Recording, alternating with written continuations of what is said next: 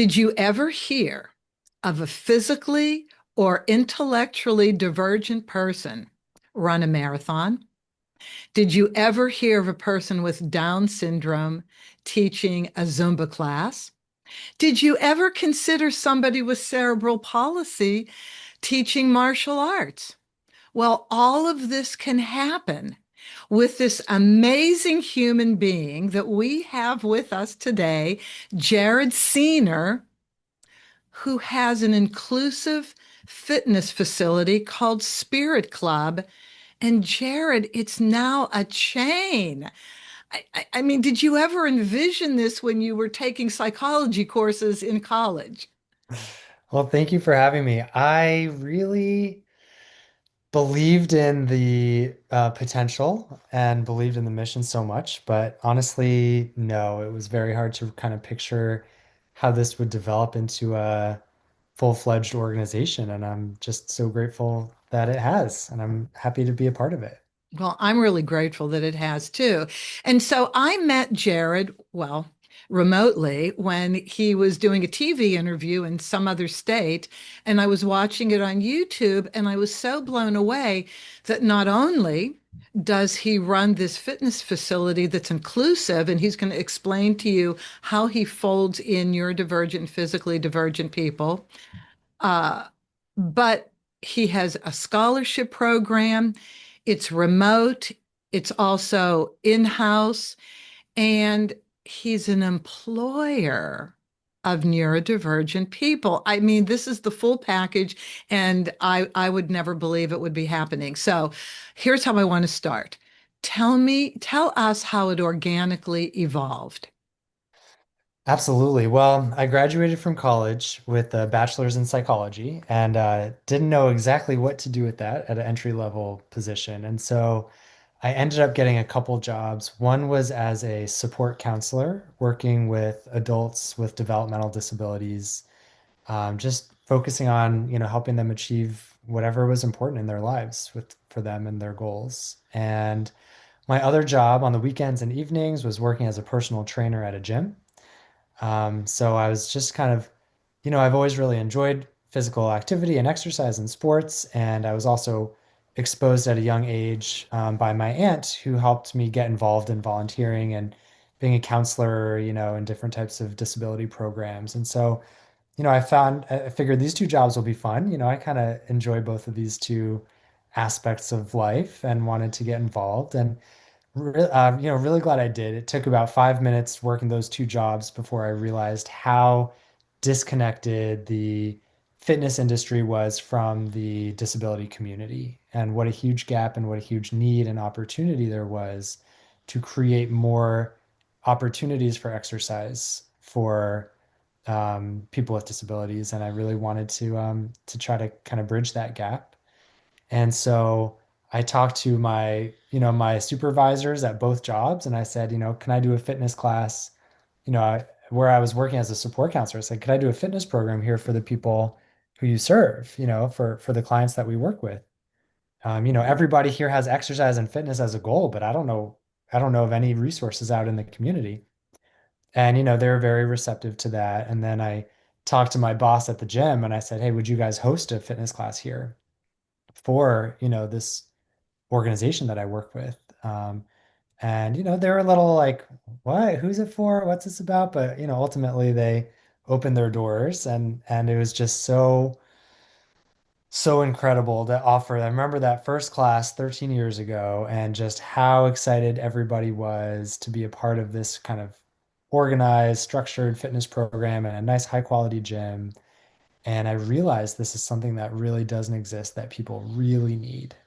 Everybody needs to work out and to move their bodies and to work on their fitness and health, whether it's to help you physically, socially, all of the above. And I just was so excited to be able to provide that for people who didn't have that as a resource, prior.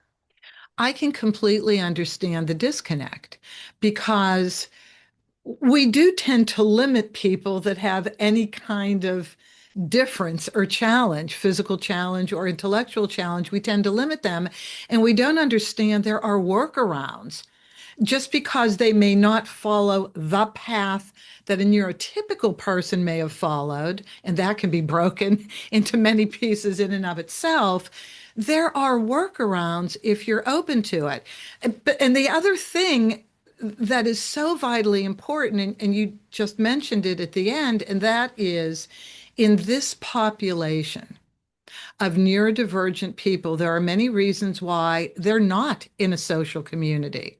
They're at home more than they need to be, maybe in their rooms, maybe on video games, eating way too much. Therefore, you're not burning the calories because you don't have the physical activity.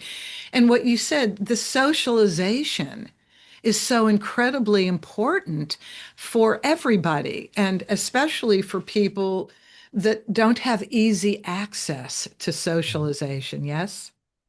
Absolutely. Yeah, I think, the socialization is huge, right? When I was working in that support counselor, role, my job was to figure out what do people need, right? What are people looking for? What's important to people? What are important goals that each person has in their life, and how can I help them achieve that?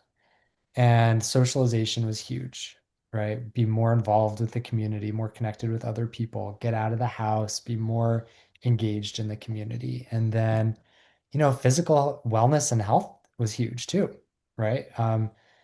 For a lot of the reasons you named, right? A lot of people are on different types of medications, which cause weight gain, are socially isolated at home, which causes people to be more sedentary and less physically active.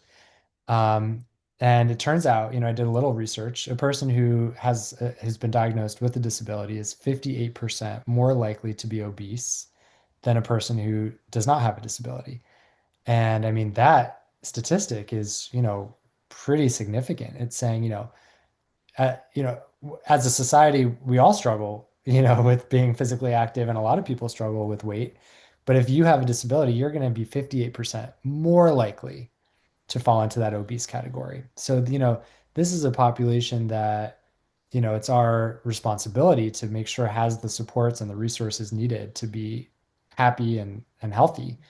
And I think that's a big gap, right? And so if we can help people be more physically healthy, but also be more socially connected Hmm. and have more opportunities to just feel like everyone wants to live a meaningful life connected with other people, having fun, smiling, relationships, movement. I mean, these are universal things that everybody needs. And so, That's right. that's our job, is to make sure that everybody has access to those opportunities. Jared, what's the youngest age of anybody who's been part of Spirit Club as a client? Yeah, I think I remember just a few weeks ago, I met with somebody. I think she's 6. I think she's 6, and she has a limb difference. Her left arm, stops right about here, and she has you know, to figure out how to kind of navigate life with that. And her parents are Right. really wanted her to learn some skills at a young age, and Wow. so we are doing, she was she can't quite grip, pick things up, but we were, she can grab like a resistance band and work on strength and lift it up and, latch it onto something. So, just the beauty of exercise is you could always adapt it, right? If for, you, I'd have you, doing, arm raises with a resistance band. With her, we're going to do the same thing. It's just going to be, we're going to put a little handle on it so she can grip it more easily. We're going Hmm. to have it, a stretchier resistance, so it's not as much resistance. We're going to give her that target so she knows to hook it onto something so she can understand the instructions rather than the abstract instruction of, up, down, right? Well, what does up mean? Up to where? To what point? So as long as you could adapt and modify and make sure people can physically do it, can cognitively understand how to follow, exercise is truly an achievable activity. You just need to take it upon ourselves as fitness professionals to offer those accommodations and modifications and meet people where they are. Okay, so I wasn't prepared to hear you say 6 years old. So I'm Mm, surprised about that. And I'm going to comment on that in a second and why that's advantageous starting at a young age for the mhm, socialization part. What I was expecting to hear you say was high school or after high school. And my comment on that was going to be if anybody has been bullied, mm, in their school career and is staying away from people for that reason, this is a very inclusive place to come and you can get your feet wet, so to speak, dip your toe in the pond of people again and build that community up. Through your offerings. But with the 6 year old, as you were talking, I was thinking, okay, this is when the bullying really starts. This is when people make fun of kids. I mean, even maybe a little less than that, but definitely once you start first grade, oh my God, you're in for a rocky road just as anybody. But then if you have any kind of physical differentiation about yourself, that's a tough road to hoe. So I'm thinking that with the 6 year old girl, now she can really feel confident in what she's achieving at Spirit Club, which will then move over into school activities. Absolutely. Yeah. I think that people underestimate the value of exercise when it comes to self-esteem and confidence. Hmm. Maybe some people can relate to that or appreciate that, but the truth is, like, you could look at yourself in the mirror before you work out and think one thing about yourself. And then you can go push yourself and have a great workout, come back, and let's be realistic. Your body will not change in physical appearance, within that time frame. I mean, maybe your muscles are a little more, you got a little more blood flowing, maybe you look a little bit, but you haven't lost a lot of weight in that hour. You're not gonna, it takes time, but truly you truly feel like you are in better shape. You feel like you look better. You feel physically better. You literally release endorphins in your brain that like chemically make you feel happy. And I think, when it comes to childhood or adolescence or, transitioning into adulthood, that kind of everyone, we're also vulnerable emotionally during those stages. And you really need to feel confident about yourself. And when you can not only have that chemical reaction that comes from exercise, but also just the tangible, functional reality and realization that, hey, I just did this thing that I didn't think I could do. I just pushed myself. I just lifted that weight. I just made that basket. And even if you're not skilled in these areas, if you have a trainer who can make you feel that way, who can help you realize and frame your participation as a success, which is really what a good fitness professional is there to do. Right? It's not to say, oh, everyone, you have to do 50 push-ups to be fit, otherwise you're a failure. It's you have to do what you're capable of doing today. That's hard for you. It doesn't mean it's not pushing you, but you need to push yourself. And if you push yourself, you did a great job and you need to feel that. And a good trainer will make you feel that, and you'll walk out of that gym feeling proud of yourself, or you'll come out of that, online class feeling proud of yourself. And that, we're talking about, social benefits, physical benefits, but the emotional benefits are huge. Hmm. Well, if I may quote Phil Jackson, former coach of the Chicago Bulls, that I listened to a million times in the documentary The Last Dance on Netflix, here's how he defines success. Success is achieved at the moment you perform a successful act. You have to do it over. So it's kind of what you just said, with every little accomplishment, just getting up and doing the walk, doing a half an hour of exercise, whatever it is, that's a success. And when you come back repeatedly and do that, oh my God, you blossom into a person that you're proud of and you feel comfortable being. And that I think is so super cool. Yeah. Yeah. Okay. Now, for those watching who say, you know what, this will never happen for my child, or if you're a neurodivergent or physically divergent person, no, it can never happen for me. Tell the story of Michael and how you had to go to Michael's house. And Sure. after that, tell the story. Absolutely. Yeah. I think that there's so many people. I mean, we probably hear it every week. talking to people who have reached out or who we've reached out to, at a networking event or a resource fair or a presentation where people come and say, "This is really cool. I wish my son or daughter or the client who I work with could do it. It's a great concept, but he or she can't do it." And we always say the same thing, which is come and try because it's been 13 years and we've never had somebody who's come to the gym and who we have said, or who've left and they have said, I can't do this. It's just not the way we look at like you're saying, what success is, right? Success Hmm. is if you can meet someone where they are, help them feel comfortable, then you can do it, right? And you can build on that. And that's where we all have to do it. We all have to build on where we are. And a lot of people think you have to be at a certain level to be able to work out, right? It's kind of like you'll hear people say like, "Oh, I got to get in better shape before I start going to the gym." It's kind of funny. Oh, in Los Mhm. Angeles, you can't go to the gym unless you're in tip-top shape or you'll Yeah. be scoffed at. Yeah.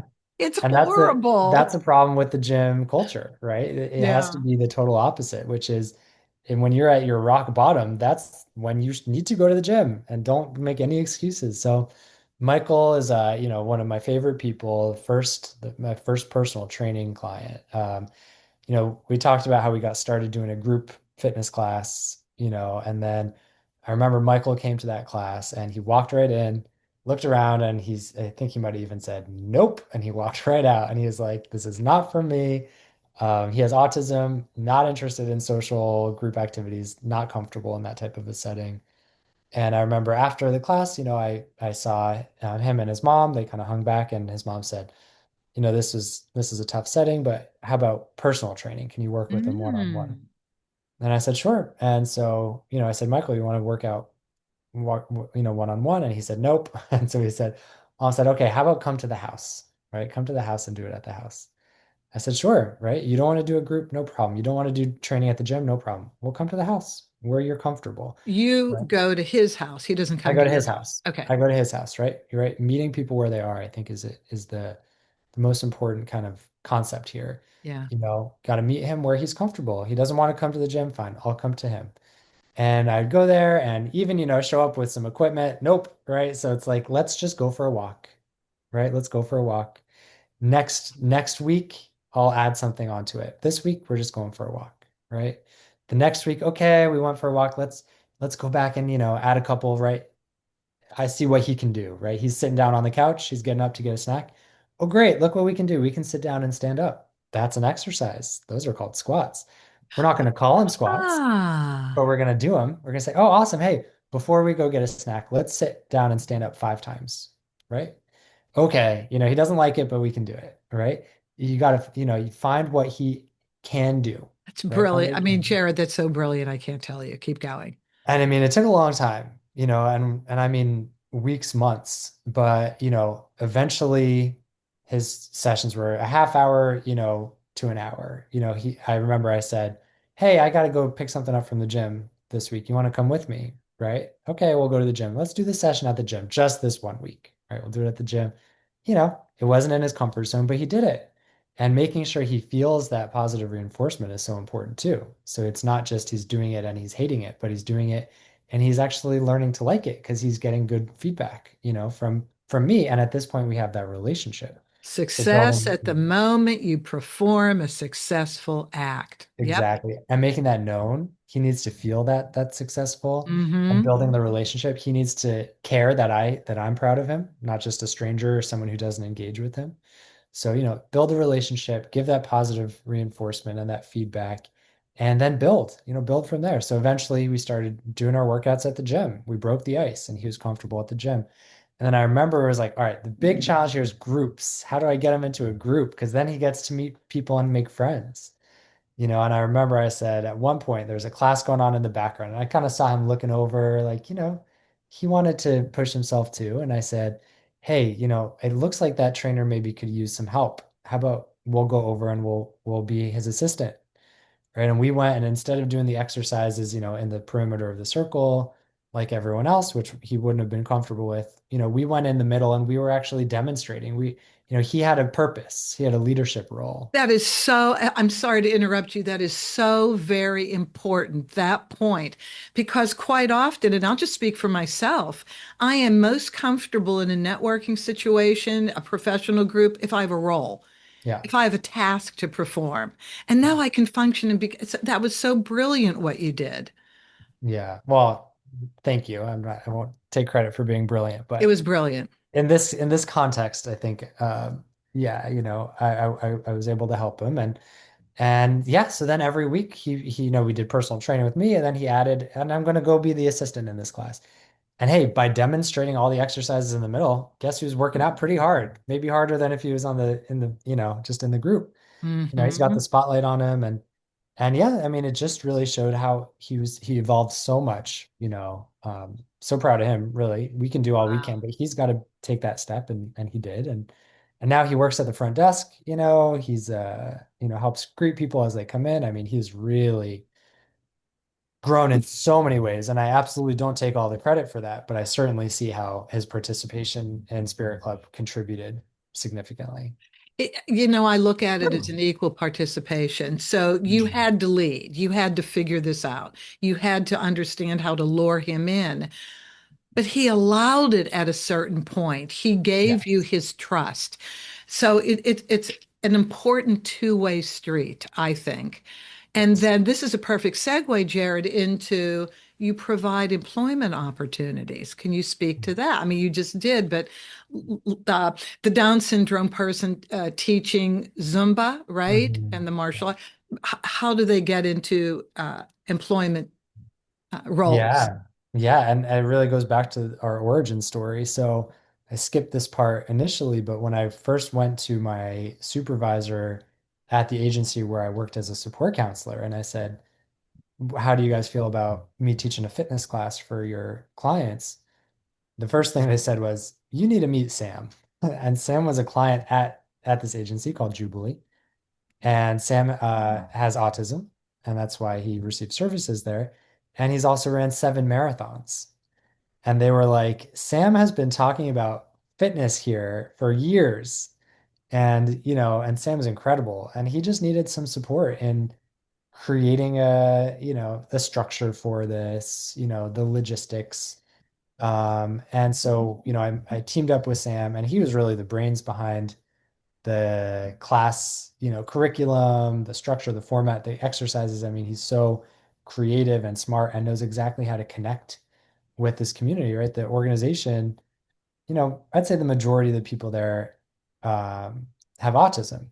And here, who better to come up with a class that's going to really resonate than a self-advocate, somebody who's a good representation of them and their interests, And so he was so, every class had a theme. There was a superhero fitness class and an animal themed fitness Oh class. And, my, oh wow. I helped like, come up with how to put a structured exercise program to fit the theme, but the creativity was all him. And, people just absolutely loved it and still I've never do. heard of such a And thing. yeah, so I think I learned from him, not only can a person with a disability exercise, but can really be a leader in this role too, can add value that I can't, with having less of a, so he has such a close direct connection to the people who we're creating the programs for. And so that was an important model that we've stuck with, right? You mentioned now we have Dion is one of our trainers. He's has cerebral palsy, and he teaches like self-defense classes. He's actually an amateur Muay Thai fighter.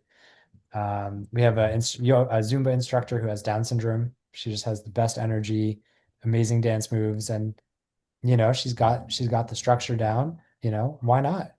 Do And they come to you with ideas, or do you look at who's coming and working out and kind of visualizing them in leadership roles? How does this work? yeah, I'd say a combination of the two. I mean, we're always looking out for people, especially in our classes or personal training. We can see people who are loving this. There's people who are really fitness enthusiasts, and it's a rare breed, but people who don't work out because they have to, but because they want to. And that exists, right? In this community as well. And, we always want to create opportunities and kind of open that door for someone who wants to take more of a leadership role or is looking for some type of employment opportunity in the field. And then there's people who come to us as well. And of course, we're, very receptive to that. In a parallel situation, Jared, my nephew John was working at a place called the VFW about a year ago, and they were inclusively supportive of him just because they liked him and they wanted to do good things for him. And he started as a dishwasher in the kitchen because that's what they needed at the time, but because he felt comfortable, because there was trust and respect there. He got out of his comfort zone and said to one of the managers, I'd like to be a waiter, but I'm not good with numbers and I don't read well. They came up with a solution for him, which was a laminated menu, all pictures with a Sharpie. And then he would take it to the table, and the customers would check off the pictures and how many of each picture they wanted. He would bring it back to the manager. She would key it into the register. And then when the food was ready, he would bring the food out and everybody would know what they ordered. And so your point is so well taken because it requires a foundation of an inclusive environment to allow people to create, the neurodivergent, physically divergent people to create and say, well, in any other environment, you may think I'm crazy, but I don't think you're going to think I'm crazy. So here's what I'd like to do. Mm. Yeah. Yeah, absolutely. I think just thinking outside the box and seeing people's potential. Mm-hmm. And this is an often overlooked, population, and that's a big mistake, I think, for us to fix as a society. There's so many opportunities and ways people can contribute, and the fitness industry has a lot to gain from having that mindset. Absolutely. Okay, now, so the last piece of this is how do you get there and how do you afford it? So transportation is a big deal if the neurodivergent person does not drive and the parents are at work sometimes. So could you please address those two aspects? Absolutely, yeah. So right now we offer in-person fitness programs and throughout like the DMV, DC, Maryland, Virginia area.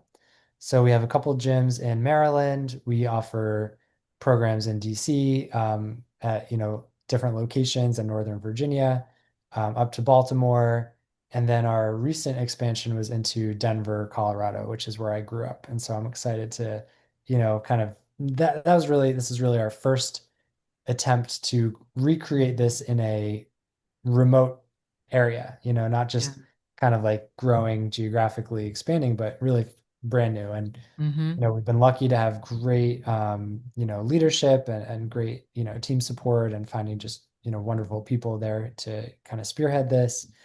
And, that in-person experience is very valuable, for so many people. And our goal is to continue to replicate this model, where we have, brick and mortar gyms where people could come and, not only exercise, but do it in this really unique culture and community that is, designed to be inclusive and integrated, right? Just like me, I used to work at a, typical fit, at a typical gym, and Mm-hmm. most of our trainers have too, right? So we don't want to be exclusively here working only with people with disabilities and Mm-hmm. having kind of this like segregated model, but we want to create a place where everybody can work out together.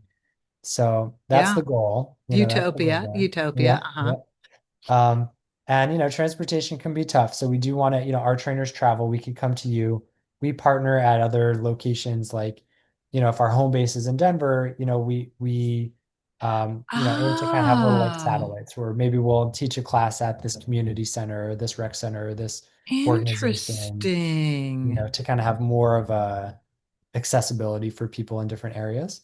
Mm-hmm. And then we do, during COVID, of course, we created a virtual platform as well. Right. And fortunately, you know, it's lasted. It's pretty high quality. We took it pretty seriously when we built it and we made it built to last. And so we still have, I think around 60 or 70 organizations that access and subscribe to the online classes.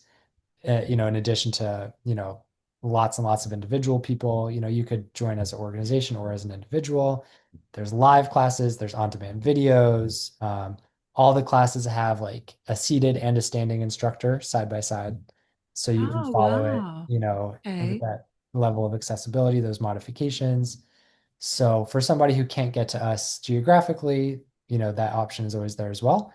And we're Excellent. looking to expand. So if you're in California or somewhere else and we're not there yet, just reach out to me and hopefully we'll make our way over to you. I was thinking about that while you were talking. I was thinking about all the guests I've had on this show and all the cities they live in and how supportive they are with whatever they offer, the community. And so this is just one more thing they can offer their community. So already thinking like that.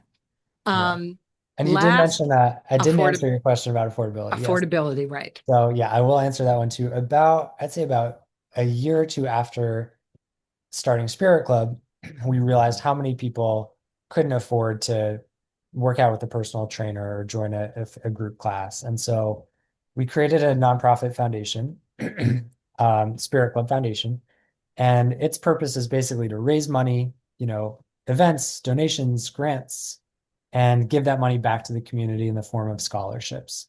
So a person who wants to work out with the trainer but can't afford it, they could apply for that scholarship, use that money to go towards their fitness training, and they could actually use that scholarship money for a variety of different types of health and wellness services, even outside of what Spirit Club offers. So if somebody wants to learn how to go swimming, right, they can use their scholarship. The foundation has a variety of health and wellness partners where those scholarships can be used. So that's my favorite thing about the foundation is it really has even a broader reach for people in the community to work on their health and fitness, even outside of, Spirit Club services, they can use their scholarship money to do a variety of different things to help with their health and fitness. This really encompasses the whole person. I mean, it's physical, emotional, mental, social, it's community. There can be possible employment opportunities, um, funding. I've never heard of anything this layered, Jared. And dang, let's help you the best we can, getting the word out and supporting you. And yes, let's talk about other cities and how we can infiltrate, for health and welfare of everybody. This is great. I can't believe I just stumbled upon that interview as I was on YouTube one day, and much the better for it. Thank you. Thank you so much. Well, thank you for giving me the opportunity to share and, more of a platform. And I'm so grateful and it's so nice to be here with you. Well, we're going to do more, and you're going to come back, and you're going to be part of retreats that we're going to start through this show, to accomplish so much in people's lives. And yeah, I appreciate everything you're doing. Thank you so much for everybody listening and watching. So Jared's contact information will be in the show notes. But Jared, for those who just like to take notes while they're listening, best contact for you.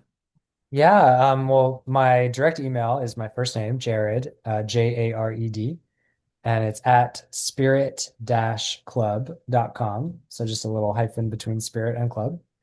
And that's our website too. If you want to check out the website, spirit-club.com, and you can learn all about kind of what we do, where we are. You can jump onto those online classes. Everybody can get a free trial to join the virtual platform. And if you're nearby where we are, come join us. If you're far away, let me know, and hopefully we'll make our way out to you soon. Thank you. Thank you so much. We shall return, Jared. And thank all of you for listening. This is one of the best interviews. I've loved this. And I end the show in the same way always. In the world of special needs, we all need each other. Talk to you next week.